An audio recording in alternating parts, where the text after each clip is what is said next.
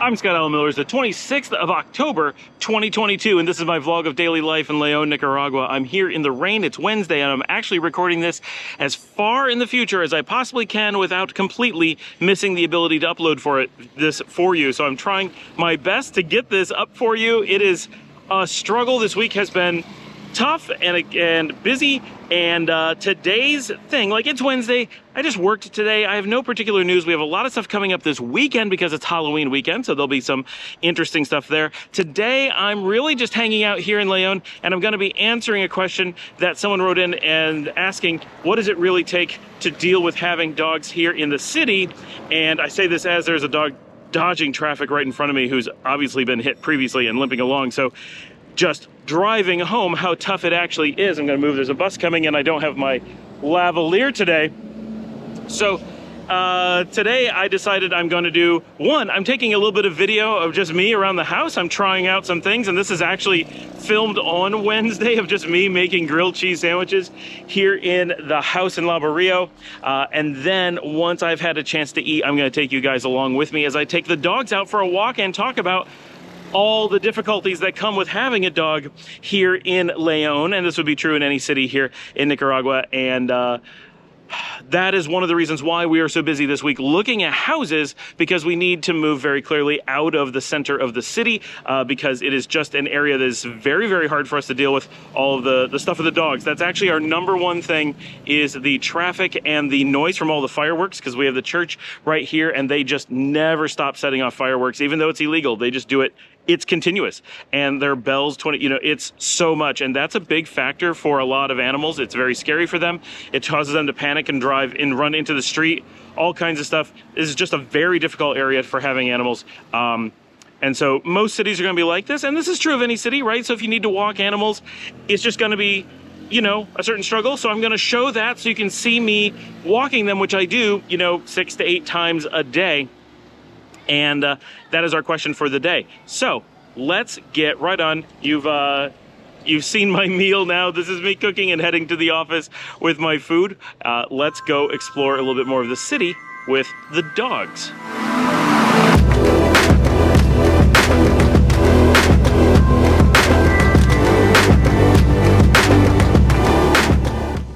How we do it, just like this. That's how we do it. All right, got a doggy. Doggy. And we got another doggy. Another doggy. All right, here we go. This is awkward. This is awkward. All right, I was asked to show what it was like walking dogs in the city, and so here we go. This is Clive, the little one, and Mia, the big one, who is peeing. And this is what it's like bringing them out for walks in the evening. Now, we normally go out several times during the day, which is just exhausting. Luckily, I don't have to do it all alone anymore. Traffic is a huge thing. Even though we're on this quiet side street, I have to very carefully watch because motorcycles and cars do come by everywhere, and the cobblestones are very, very slippery. So that's a big challenge. And with 2 dogs, it is nearly impossible because they are constantly getting intertwined and pulling me over and causing me to slip. It's very difficult because of the uneven footing, which I'm sure you can see.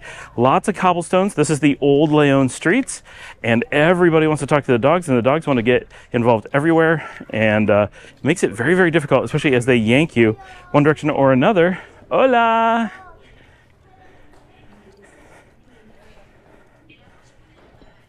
And they like to explore and go all over. So this is our normal routine, and they know just about everybody. And he's always getting into everything. Clive, come on, come on. So this is the most difficult part of the day because it is around rush hour, so we have the most traffic. Not that it's dramatically different one time to another. In the middle of the night is the easiest because we really do have quiet streets, and we can often walk right down the middle of the street without too much of a problem. We kind of have the space to ourselves, but during the afternoons especially, we have constant traffic. I try to go on the most quiet streets that I can find because it really does make a difference, but there's still just always something coming by that we have to watch out for. And this is important to note. If you have dogs that you're bringing from somewhere else, these are American dogs that I have here. They are not going to be used to what traffic is like and living on the streets in another country. And the street dogs that are here and our dogs are totally different in how they handle traffic situations. Buenas tardes. And these dogs, mine, will run directly into pretty much any amount of moving traffic. And so it's an incredible challenge to keep them away from vehicles because they don't have any sense of avoiding them. And in fact, I noticed that both of them are drawn by the sound of the vehicles, and so they will actually veer into them. They will fight me as a vehicle comes by to get directly in front of it. It's really, really bad. And even bicycles pose a problem. They will go right out, and because they have leashes, which they have to have leashes because they are complete maniacs, if I took them off leash, they would be gone in seconds. Not because they would leave me, but because they would go directly into any moving vehicle. It's absolutely terrifying. And so this walk right now is not too bad. No. For the most part, dogs on the street do not pose a problem.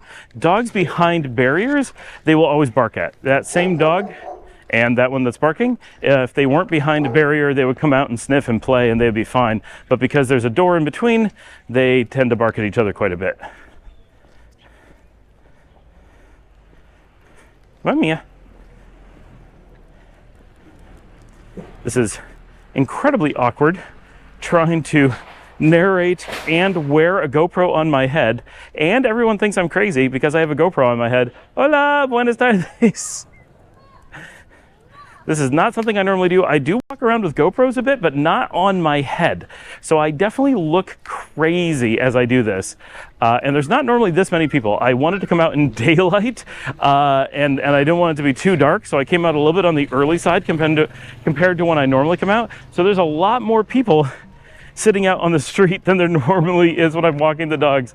So I'm a bit of a spectacle today with the GoPro on my head. The things that I do for you guys, seriously, like, if you've ever thought about getting into vlogging, you need to really think about my show and what it's like for me walking around. Because even on a normal day, with me just walking around with my GoPro, like, it's awkward. I'm holding a GoPro, I am talking to myself. We're gonna turn around and look at that sound.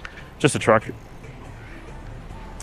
I am normally talking to myself, and it feels very awkward, and I've gotten used to it. And to the most part, you ignore people or you engage with them and are kind of like, haha, this is funny, whatever. But it's always pretty difficult and always feels awkward. It does get better with practice. See how close? This is not a problem traffic, and you can see how close it is. And of course, that's really loud music, maybe a problem.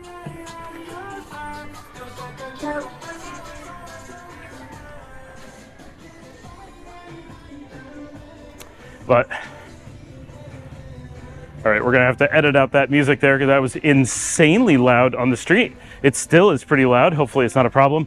But if normally carrying a GoPro around in my hand is awkward, having it strapped to my head and I have a microphone on my chest and a cable coming down the side while I'm walking two dogs, which most people don't walk dogs in the street to begin with. So this is very, very weird. Hopefully this is all getting recorded because I can't see the GoPro to know what we're getting. So I hope you see the dogs, I hope you see where I'm walking, and I hope the audio comes through. But it is definitely a challenge, right? So when people were asking, you know, what's it gonna be like having dogs and having to walk them here, it is hard. It is very, very hard. If you need to bring them out on the street. There are so many things you need to be concerned about, and there are street dogs quite often. We haven't really encountered any on this particular walk, but under normal circumstances, there's going to be a few, and most of them are really friendly, so it's not generally too much of a problem, but you do need to be aware there are dogs and cats just everywhere on the streets at all times, day and night. And if your dogs are going to interact with them poorly, then that's going to be that much more of a challenge. Mine tend to get along with them pretty well. This is one of their friends laying here. Hey, tortilla dog. And no, this way.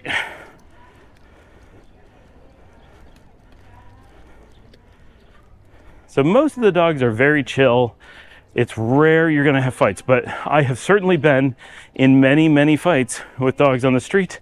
It does happen. So something to be aware of, that it's just that much more of a risk, that much more to worry about.